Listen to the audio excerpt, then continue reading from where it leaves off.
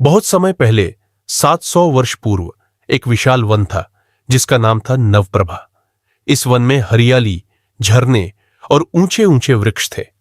उन्हीं वृक्षों की डालियों पर एक छोटी सी गिलहरी रहती थी। उसका नाम था चिंकी।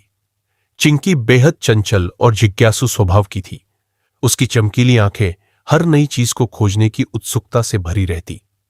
जहां दूसरी गिलहरियां दिन भर अखरोट और मेवे जमा करने में व्यस्त रहती, चिंकी अक्सर नदियों के किनारे जाकर पक्षियों के गीत सुनती और हवा से बातें करती।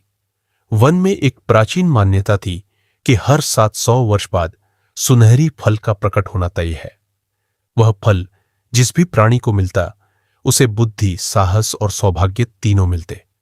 लेकिन उस फल तक पहुंचना आसान न था, क्योंकि उसे पाने के लिए अग्नि पर्वत की ऊंचाइयां चढ़नी पड़ती और वहां जाने की हिम्मत किसी प्राणी में नहीं थी। चिंकी ने बचपन से ही उस सुनहरी फल की कहानी सुनी थी। उसके दिल में यह सपना घर कर गया था कि वह एक दिन इस फल को ढूंढेगी। यात्रा की शुरुआत।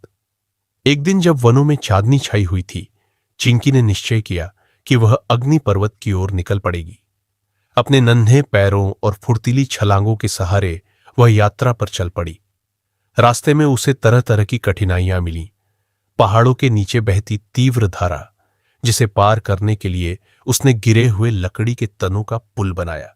उल्लुओं का अंधकारमय जंगल, जहां उसे अपनी चतुराई और त्वरित सोच से बच निकलना पड़ा।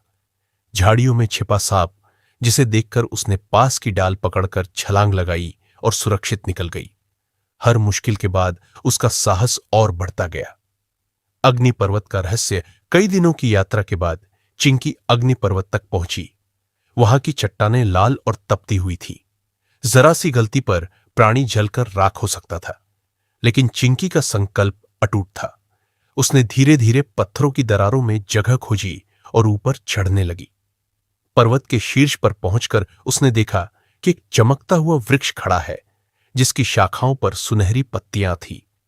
उसी वृक्ष के मध्य में सुनहरी फल लटक रहा था। अंतिम परीक्षा। लेकिन फल के पास पहुंचने से पहले एक विशाल बाज ने रास्ता रोक लिया। वह उस फल का रक्षक था। बाज ने पूछा, छोटी गिलहरी, तू इतनी दूर क्यों आई है? इस फल को पाना आसान नहीं। यहां आने के लिए तेरे पास क्या योग्यता है? चिंकी ने हिम्मत से उत्तर दिया, मेरे पास न तो ताकत है, न ही बड़े पंजे, लेकिन मेरे पास है साहस, ईमानदारी और जिज्ञासा। मैं इस फल की चाह अपने स्वार्थ के लिए नहीं, बल्कि अपने वन के लिए रखती हूं, ताकि हम सब और अधिक समझदार और साहसी बन सके। बाज उसकी सच्चाई और निडरता से प्रभावित हो गया। उसने कहा, तू ही इस फल की हकदार है। ले जा इसे और अपने वन को समृद्ध बना। गिलहरी की जीत। चिंकी ने सुनहरी फल तोड़ा और सावधानी से अपनी पीठ पर बांध लिया। जब वह अपने वन लौटी तो सभी प्राणी उसके साहस और सफलता पर गर्व करने लगे। उसने फल का रस पूरे वन के जीवों के साथ बांटा। फल का जादू यह था कि सभी प्राणी अब एक दूसरे की भाषा समझ सकते थे। अब न तो शेर छोटों को डराता था, न ही पक्षी अकेले गाते थे। सब मिलकर रहते और अपना ज्ञान बांटते।